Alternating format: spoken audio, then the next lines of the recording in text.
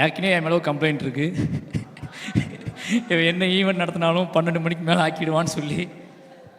அதுக்கு காரணம் வந்து ஒரு விஷயம் பண்ணுறோம் அப்படின்னா அதை நல்லா சிறப்பாக எல்லாத்துக்கும் பிடிச்ச மாதிரி பண்ணணும் அப்படிங்கிறது தான் அதோட நோக்கம். இந்த நிகழ்வும் அந்த மாதிரி உங்களுக்கு எல்லாம் பிடிச்சிக்கணும்னு நினைக்கிறேன். ஏன்னா எல்லாருமே எமோஷ்னலாக உண்மையாக பேசக்கூடிய ஆட்கள். அதுக்கு சப்போர்ட் பண்ண ப்ரெஸ்ஸுக்கு நன்றி.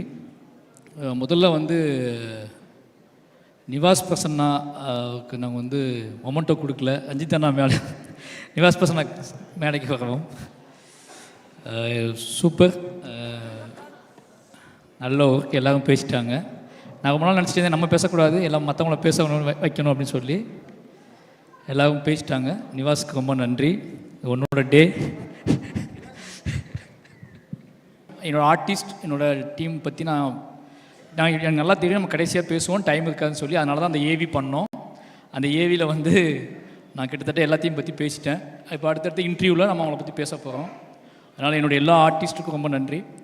முக்கியமாக நான் வந்து படத்தை பற்றியும் இந்த படத்துக்குள்ளான விஷயங்களை பற்றி நான் உங்களுக்கு பேசிடலாம் நினைக்கிறேன். ஏன்னா இவ்வளோ நேரம் இவங்க பேசாத விஷயத்தை நான் பேசினா தான் உங்களுக்கு பிடிக்குன்னு தெரியும் எனக்கு. ஃபஸ்ட்டு இந்த மேடையில் நான் உங்களுக்கு ஒருத்தர் அறிமுகப்படுத்த ஆசைப்பட்றேன். இந்த படத்தின் மூல காரணம், இந்த படம் உருவாவதற்கு, இந்த படம் வந்து இவ்வளோ பெரிய விஷயமாக நான் வந்து இந்த படம் பண்ணணும்னு ஆசைப்படுறதுக்கு எல்லாத்துக்குமே காரணம் மனத்தை கணேசன் அப்படிங்கிற என்னோடய அண்ணன் தான். சின்ன வயசில் என்னோடய ஹீரோ அவர். நான் கபடி வெறி பிடிச்சி அலையும் போது அவர் பேர் கேட்டு ஓடியிருக்கேன். அவர் போஸ்டர் பேரில் ஒட்டியிருக்கேன், செவுத்தில் அவர் பேரை எழுதியிருக்கேன். பின்னாடி ஒரு காலத்தில் நான் வளர்ந்து வந்து படம் எடுத்து அவர் வாழ்க்கையை நான் அவரோட இன்ஸ்பயராக வச்சு படம் எடுப்பேன்னு நினச்சி பார்க்கவே இல்லை. அவர்கிட்ட போய் சந்தித்தேன். சந்திக்கும்போது அண்ணா கொஞ்சம் மேடைக்கு வரோம் கணேசண்ணா.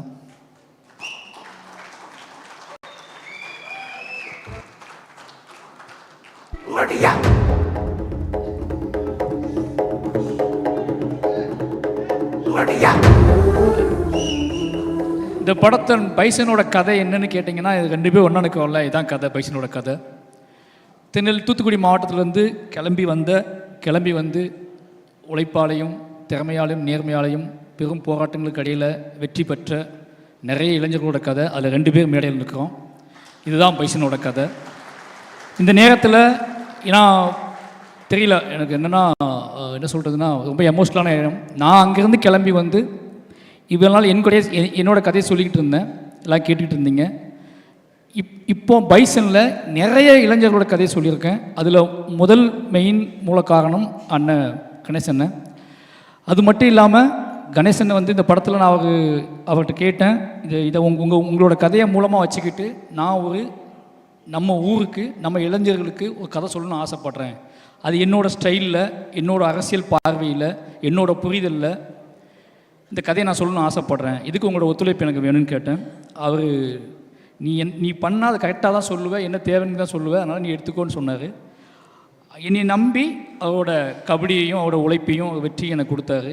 முழுக்க இந்த படத்தில் அவரோட கபடியும் வெற்றியும் உழைப்பையும் எடுத்துக்கிட்டு, அது மட்டும் இல்லாமல் என் கூடவே வந்து முழுக்க துருவியும் சரி, மொத்த கபடி டீமையும் சரி, இந்த கபடியை உருவாக்குறதுக்கு அண்ணன் தான் காரணம். எனக்கு கிரவுண்டு போடுறதுலேருந்து எல்லா வேலையும் அவர் பார்த்து கொடுத்தாரு. நிச்சயமாக அண்ணன் எது சொல்கிறது, அவர் இல்லை அப்படின்னா இந்த படத்தை எடுத்துக்க முடியாது. அதான் மெயின் ரீசன். ஒரு பெரிய தூணாக இருந்து என் கூடவே இருந்து பண்ணார். ஆனால் அவருக்கு எனக்கு என்ன கதை பண்ணிகிட்டு இருக்கேன் அண்ணெலாம் தெரியாது. நம்ம கபடியை படம் பண்ணிகிட்டு இருக்கான்னு தான் தெரியும். என் மேலே முழு நம்பிக்கை வச்சார். இந்த படத்தோட வெற்றி, இந்த படத்தை ப்ரொடியூசர்ஸ் பார்த்தாங்க, ரஞ்சித் அண்ணன் பார்த்தாரு, என்னோடய டைரக்டர் பார்த்தாரு, என்னோடய நண்பர்கள் பார்த்தாங்க, என்னோடய அசிஸ்டன்ட்ஸ் பார்த்தாங்க. இவங்க எல்லோரும் என்னைய படம் பார்த்து முடித்த உடனே பயங்கரமாக ஒரு சக்ஸஸ் ஃபீல் கொடுத்து ஹக் பண்ணிட்டு போனாங்க. பட் அந்த படத்தை இவர் பார்த்துட்டு என்னை கட்டி பிடிச்சி முத்தம் கொடுத்தது தான் என்னோடய பெரிய வெற்றியாக நான் பார்த்தேன். அந்த இரவு நாங்கள் 2 பேரும் தனியாக இருந்து அந்த முழு இரவையும் கொண்டாடினோம். அந்த இரவில் தான் அந்த படம் ஒரு வெற்றி அடைஞ்ச படமாக நான் உணர ஆரம்பித்தேன். ரொம்ப நன்றி. இந்த நேரத்தில் அண்ணனுக்கு எங்களால் இந்த அண்ணனுக்கு கௌரவிக்கும் விதமாக ரஞ்சித் அண்ணன், Amir sir, Lal sir, சுபதி sir மேடை கூப்பிடுறேன். துரு stage, Sameer sir please come on stage.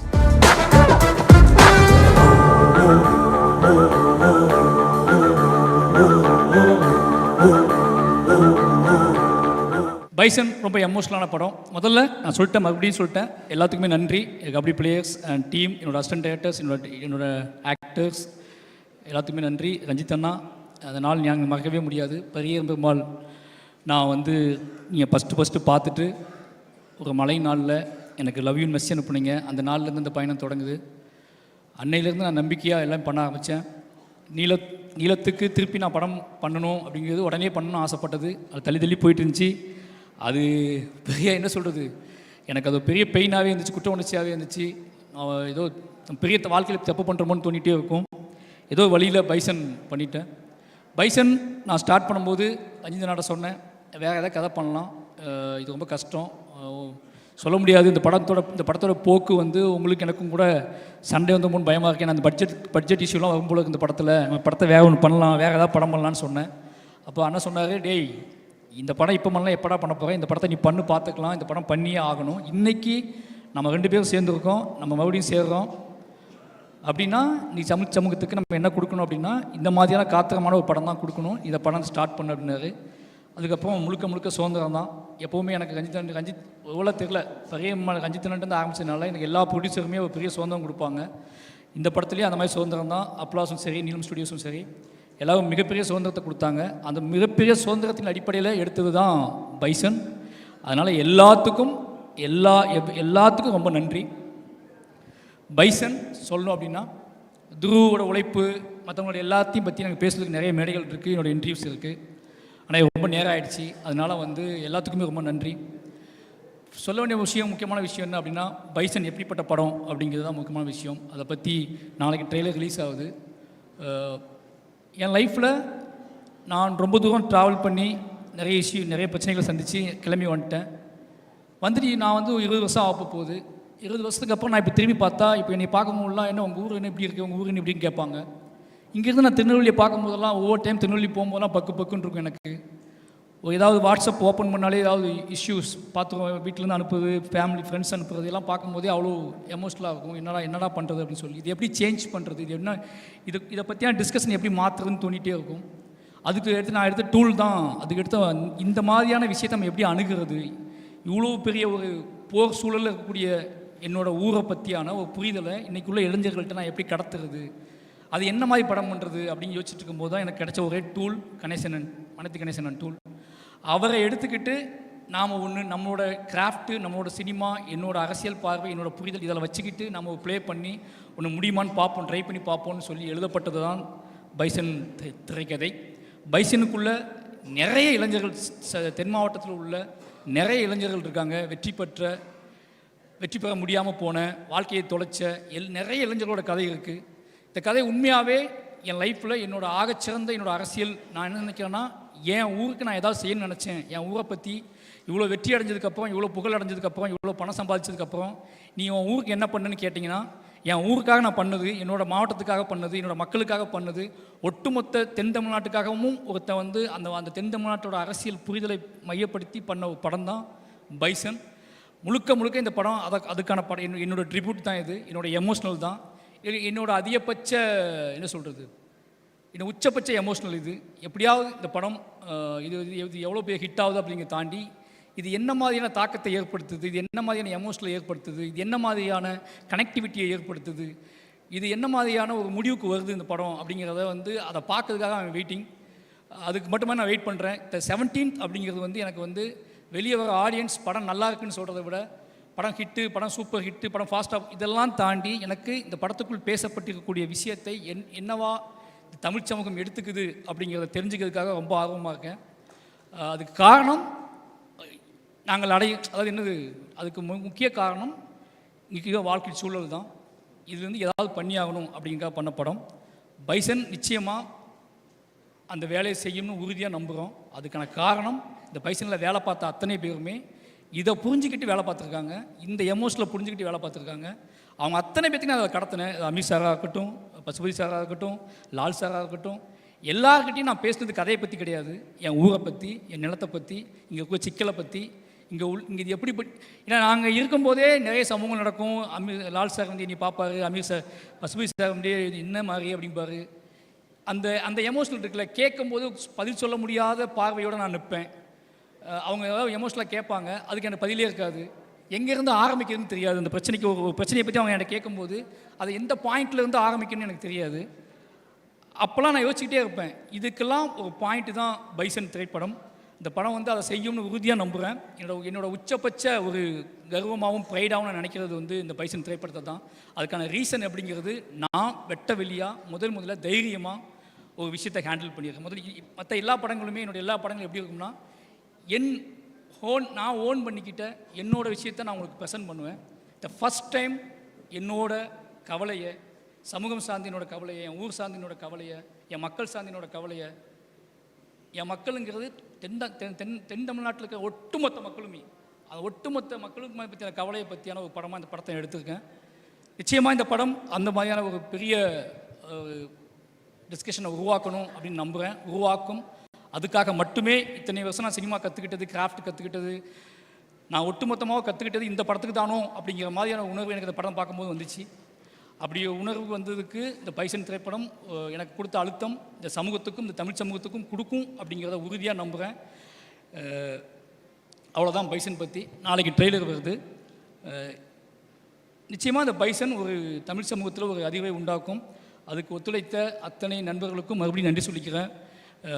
நீ இல்லைன்னா என்னோடய அசிஸ்டன்ட் டைரக்டர் சொல்லணும், கடைசியாக அவங்க சொல்லிக்கிறேன். நான் ஏன்னா மற்ற எல்லாத்துக்குமே நான் நன்றி சொல்லிட்டுன்னு நினைக்கிறேன். என்னோடய அசிஸ்டன்ஸ் பொதுவாகவே என்ன சொல்கிறது, அஞ்சுதான் சொல்லுவார், என்னடா அங்கேயே போய் எடுத்துகிட்ருக்க அப்படின்னு. அங்கேயே போய் தான் எடுக்கிறேன் அப்படின்னாலும் அவங்க ஏன்னா அதே சிலுங்கி தான், அதே சட்டை தான், மாற்றிக்கிட்டே தான் இருக்கும். ஆனால் அதுலேயும் நிறைய ஓடிட்டே இருப்பானுங்க. எல்லோரும் நிறைய வேலை செஞ்சாங்க இந்த படத்தை. ஏன்னா இந்த படத்தை பற்றியான புரிதல் அவங்களுக்குமே இருந்துச்சு, இந்த படம் ஏன் எடுக்கிறான்னு சொல்லி. ரொம்ப நன்றி. இந்த படத்துக்கு வெளியே இருந்து நிறைய வேலை பார்த்துருக்காங்க, அவங்களுக்கும் நன்றி. நிறைய கபடி வீரர்கள் ரொம்ப சப்போர்ட் பண்ணாங்க. மெயின் என்னோடய பிரச்சனையை, என்னோடய ப்ரெஷரை, என்னோடய கோபத்தை இந்த படம் எல்லாம் மற்ற படத்தை விட இந்த படத்தை நான் நிறைய ரொம்ப ப்ரெஷராக இருந்தேன். நிறைய வேலை பார்த்தேன். உடல் உழைப்பு தேவைப்பட்டுச்சு. அந்த உடல் உழைப்பு போடும்போது நமக்கு ஒன்று கோவம் வரும்ல, அந்த கோவத்தின் அடிப்படையில் தான் இந்த படம் வேலை பார்க்கப்பட்டுச்சு. அந்த கோவத்தை அக்செப்ட் பண்ணிக்கிட்டு எங்கெங்கேருந்து வந்த, வெளி ஸ்டேட்லேருந்து வந்த நிறைய கபடி பிளேயர்ஸ், ஏன்னா இப்போ வந்து இப்போ அவங்க வேறு வாழ்க்கைக்கு வந்துட்டாங்க, மேட்டில் விளையாட ஆரம்பிச்சிட்டாங்க. ஆனால் அவங்க அத்தனை பேருமே எனக்காக மண்ணில், அதுவும் மத்தியான வெயிலில் அவங்க விளையாண்டு கொடுத்தது அது எதுவுமே மறக்க முடியாது. இந்த படத்தோட வெற்றி தான் அவங்களுக்கு சமர்ப்பணம். நிச்சயமாக இந்த படம் ஒரு எல்லாருக்குமான ஒரு படமாக இருக்கும், ஒட்டுமொத்த தமிழ் சமூகத்துக்குமான படமாக இருக்கும். இந்த படத்தை எனக்கு இந்த படத்தை முழு சுதந்திரமாக எடுக்க அனுமதித்த ரஞ்சித் அண்ணாவுக்கு மறுபடியும் நன்றி. இந்த நேரத்தில் கடைசியாக சொல்லிக்கிறது, இந்த மாரி செல்வராஜ் என்ற பெயரை முன்வைத்து நிகழ்த்தக்கூடிய, இந்த நகரத்தில் நிகழ்த்தக்கூடிய அத்தனைக்கும் ராம் சார் அப்படிங்கிற ஒருத்தர் தான் காரணம். இந்த அரசியல் புரிதலாக எனக்கு அவர் தான் உருவாக்குனார். இந்த மேடையில் அவர் எனக்கு இல்லை. எனக்கு என்னென்னா என்னோடய பெரிய பலம் அவர் தான். அவர் ஒன்று சொன்னார் இந்த படம் பார்த்துட்டு, உன்னோட பெஸ்ட் அப்படின்னாரு. ஒவ்வொரு படமும் அவரை காட்டும்போது இந்த வார்த்தையை நான் வாங்க ட்ரை பண்ணுவேன். பெரியம்மாள் பண்ணும்போது பெஸ்ட் படம் எடுத்துடா அப்படின்னாரு. கர்ணன் பண்ணும்போது என்னடா பெரியம்மாள் தாண்டிடுற போல இருக்கு அப்படின்னாரு. அப்புறம் மாமன்னன் பண்ணும்போது அதே மாதிரி ஒன்று சொன்னார். வாழை பண்ணும்போது எப்படியோ பெஸ்ட் படத்தை எடுத்துட்டேன் அப்படின்னு சொன்னார். ஆனால் இப்போ பைசன் பார்த்துட்டு உன்னோட பெஸ்ட்டு இதுதான்டா அப்படின்னாரு. இப்படி எனக்கு வந்து என்ன தோணும் அப்படின்னா, ஒரு விஷயம் தான் மெயினாக தோணும் எனக்கு எப்போவுமே. நான் எடுக்கிற படம், நான் எடுக்கிற விஷயம் எதுவாகவோ கலெக்ட் ஆனாலும் என்ன பண்ணாலும் எனக்கு தோண வேண்டியது, நான் ஏதாவது ஒன்று ரொம்ப உறுதியாக நம்பி ஒரு விஷயம் பண்ணுவேன். அந்த நம்பி பண்ணுற விஷயம் மக்கள்கிட்ட போய் சேர்ந்துருமா சேராதா அப்படிங்கிற பயம் மட்டும்தான் பெருசாக எனக்கு இருக்கும்.